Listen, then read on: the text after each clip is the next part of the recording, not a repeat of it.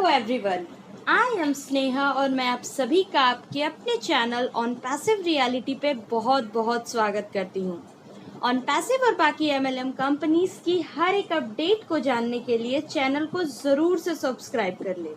और दोस्तों, वीडियो को पूरा देखिएगा क्योंकि आज की ये वीडियो बहुत इम्पॉर्टेंट है और अपने सभी डाउनलाइंस के साथ ज़रूर से शेयर करें क्योंकि ये उनके फ्यूचर का सवाल है।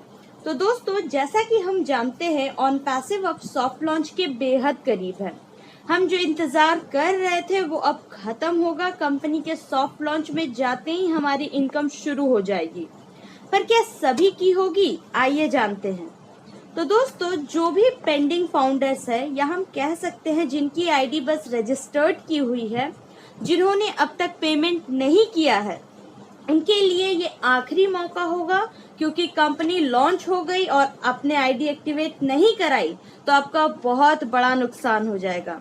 अगर एक एग्जांपल देकर मैं बात करूं तो सपोज कि आपने अपनी आईडी 2020 के किसी मंथ में रजिस्टर्ड की, सपोज कि जनवरी 2020 या दिसंबर 2020 या फिर जनवरी 2021, तो आपके लिए खुशी की बात पहली तो ये है कि आपकी आईडी उसी डेट से काउंट होगी जिस दिन आपने रजिस्टर्ड किया था।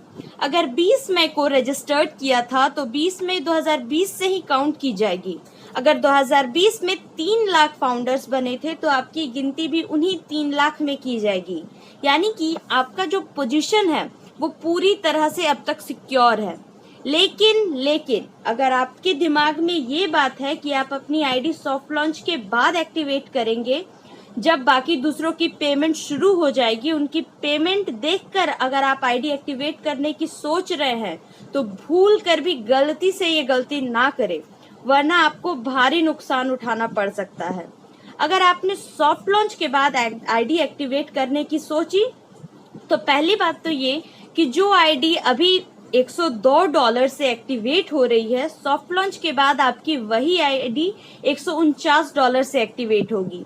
यानी कि आपको $47 इंडियन करेंसी की बात करें तो 3,446 रुपए का नुकसान होगा उसी आईडी को एक्टिवेट करने के लिए, और पैसे ज्यादा देने पड़ेंगे आपको उस सेम आईडी को लगाने के लिए जो आप अभी मात्र $102 से एक्टिवेट कर सकते हैं।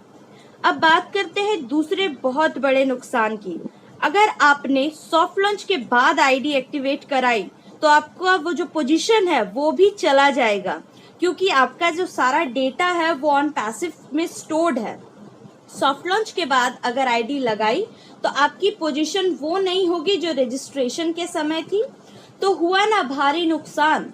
अब बात करते हैं तीसरे नुकसान की। तो अगर आप सॉफ्ट लॉन्च के बाद आईडी लगाते हैं तो आप प्राइमरी फाउंडर में नहीं आएंगे, आप as a secondary founder count होंगे या फिर आप एज अ कस्टमर आएंगे। तो एक बात तो क्लियर है दोस्तों, जो फायदा एक प्राइमरी फाउंडर को मिलता है या मिलेगा वो सेकेंडरी फाउंडर या कस्टमर को नहीं मिलेगा। यानी कि कुल मिलाकर अगर आपने अभी आईडी एक्टिवेट नहीं कराई तो आपका बस नुकसान ही होगा।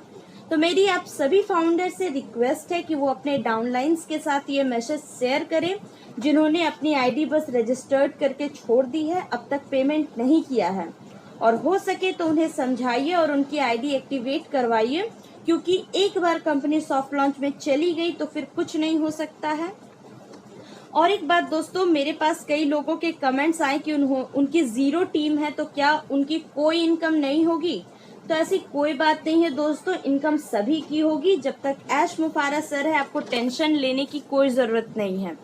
एक्चुअली बात यह है कि जिन लोगों की टीम है उन्हें सॉफ्ट लॉन्च में इनकम देखने को मिलेगी और साथ ही साथ उनके टीम में और मेंबर्स जोड़े जाएंगे क्योंकि उन्होंने इतने टाइम तक मेहनत की है।